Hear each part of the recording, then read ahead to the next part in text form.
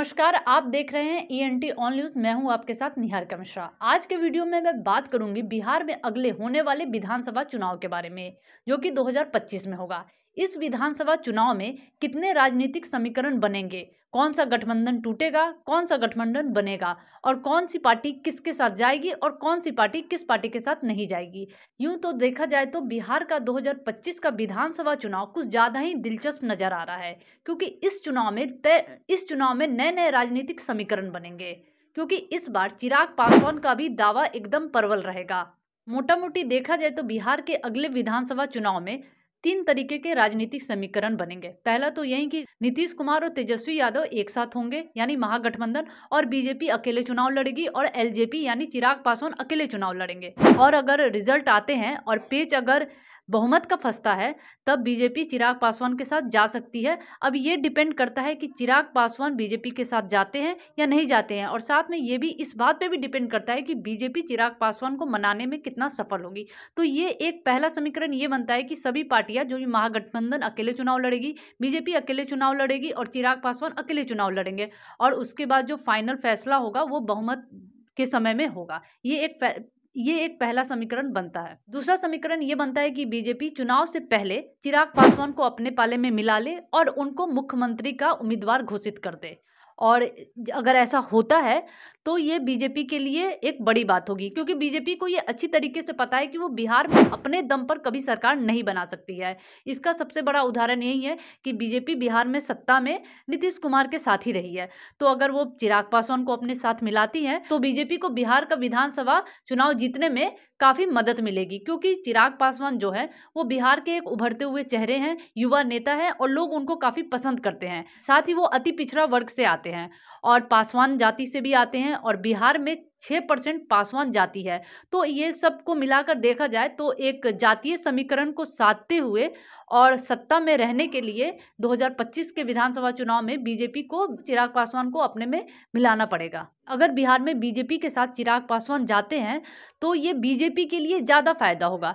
ऐसा इसलिए क्योंकि बिहार के जो ज़्यादातर युवा है वो कहीं ना कहीं चिराग पासवान को बहुत ज़्यादा पसंद करते हैं और वो अपने एक राज्य में एक युवा मुख्यमंत्री देखना चाहते हैं। तो इस लिहाज से बीजेपी के लिए ये एक मास्टर स्ट्रोक साबित हो सकता है। ये एक बहुत बड़ा कदम होगा बीजेपी के लिए कि वो चिराग पासवान को अपने पाले में मिला लेती है। और ऐसा बीजेपी के लिए करना बहुत जरूरी भी है, क्योंकि बीजेपी की जो पकड़ है वो बिहार में ज़्यादातर स्वर्ण जातियों पर है और अति पिछड़ा जातियों पर उसकी उतनी पकड़ नहीं है। जब बीजेपी बिहार में सत्ता में रही है तब वो दूसरे पार्टी के सहारे रही है। यानी कहने का मतलब ये है कि जब वो नीतीश कुमार के साथ थी तो नीतीश कुमार के साथ जो था उनका एक अपना कोर वोटर था।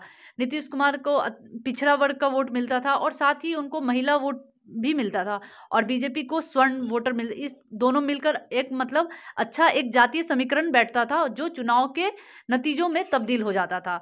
तो कहने का मतलब यह है कि बीजेपी चिराग पासवान को कहीं ना कहीं जातीय समीकरण देखते हुए भी अपने पाले में मिलाना चाहती है। और दूसरा कारण यह भी है कि बीजेपी के पास कोई एक ऐसा चेहरा नहीं है, युवा चेहरा, जो वो तेजस्वी यादव या चिराग पासवान के सामने खड़ा कर सके।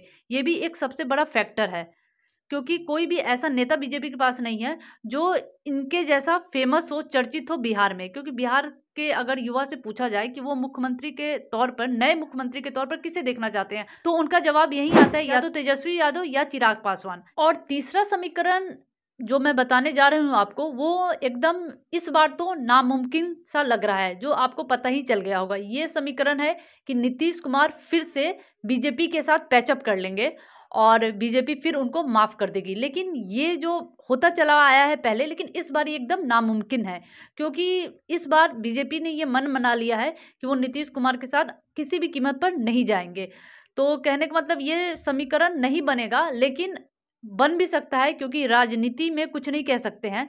लेकिन बीजेपी को ये भी अच्छी तरीके से पता है कि बिहार में नीतीश कुमार की राजनीति अब धीरे धीरे हाशिए पर जा रही है और बिहार में एक नए चेहरे के तौर पर चिराग पासवान उभर रहे हैं, तो बीजेपी ये चाहेगी कि वो अपने पाले में चिराग पासवान को ही ले ले। अगर नीतीश कुमार बीजेपी में आना भी चाहते हैं और बीजेपी अगर उनको अपने पाले में रखती भी है, तो कहीं ना कहीं चिराग पासवान बीजेपी के साथ नहीं जाएंगे, क्योंकि ऐसा 2020 के विधानसभा चुनाव में देखने को मिल गया था। चिराग पासवान ने अपना अलग चुनाव लड़ा था और उन्होंने बहुत सारे उन्होंने सबसे ज़्यादा जेडीयू के वोट काटे थे, जो कि जेडीयू की सीटों के नुकसान में देखने को साफ पता चल गया। तो कह सकते हैं कि ये जो तीसरा समीकरण है कि नीतीश कुमार फिर से ये क्या कहते हैं बीजेपी के साथ जाए और बीजेपी फिर उनके साथ मिल जाए और फिर ये लोग एक साथ चुनाव लड़े, तो ऐसा बहुत रेयर केस में देखने को मिल सकता है।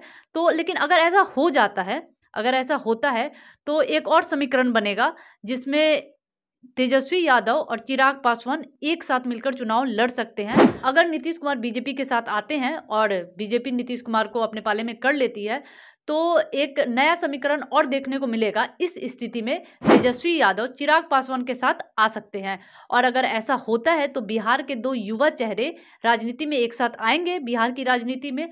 तो ये कहीं ना कहीं इन लोगों का पलड़ा बीजेपी और नीतीश पर ज़्यादा भारी पड़ेगा, क्योंकि अभी ज़्यादातर जो रुझान है वो तेजस्वी यादव और चिराग पासवान के पक्ष में है, क्योंकि बिहार के युवा पुरानी घिसी पिटी राजनीति से तबाह हो चुके हैं। उन्हें एक नई तरह की राजनीति देखनी है, युवाओं की राजनीति देखनी है।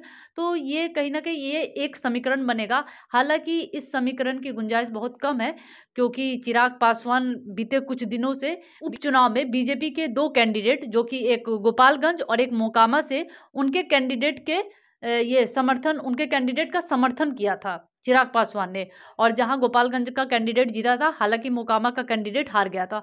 तो कह सकते हैं कि चिराग पासवान बीजेपी के लिए सॉफ्ट है, और ये जो उनका जो ये गुण है, ये उनके पिता रामविलास पासवान की तरह है। रामविलास पासवान कहते थे कि दुश्मनी ऐसी हो कि दोबारा अगर एक साथ आते हैं तो शर्मिंदगी महसूस नहीं हो, तो इसीलिए शायद उन्हें मौसम वैज्ञानिक भी कहा जाता था। तो कहीं ना कहीं चिराग पासवान जो है उन्हीं की राजनीति करते हुए नजर आ रहे हैं, और उनका एक सॉफ्ट कॉर्नर बीजेपी के लिए दिख भी रहा है। जाते जाते मैं आपको बता दूं कि बिहार में हमेशा जो जाति जो है वो हमेशा विकास पर हावी रहती है। इसका जो पूरा जो परिणाम है वो हमेशा विधानसभा चुनाव में ज़्यादातर देखने को मिल जाता है। इसके लिए मैं आपको उदाहरण देती हूँ, जैसे कि 2015 का चुनाव, जो कि नीतीश कुमार और लालू यादव ने एक साथ लड़ा था, और बीजेपी एक साथ चुनाव लड़ा था, जिसमें लालू यादव की पार्टी को 81 सीट आई थी, नीतीश कुमार की जेडीयू को 70 सीटें आई थी, जबकि बीजेपी को मात्र 53 सीटें आई थी। वहीं 2020 के अगर नतीजों की बात करूं तो इसमें तेजस्वी यादव की आरजेडी को 75 सीटें आई थी, बीजेपी को 74 सीटें आई थी, और नीतीश कुमार को 43 सीटें आई थी। तो इन सब चीज़ों में कॉमन एक चीज़ है कि जिस भी पार्टी के साथ नीतीश कुमार रहते हैं उनकी सरकार बनने के ज़्यादा चांस होते हैं,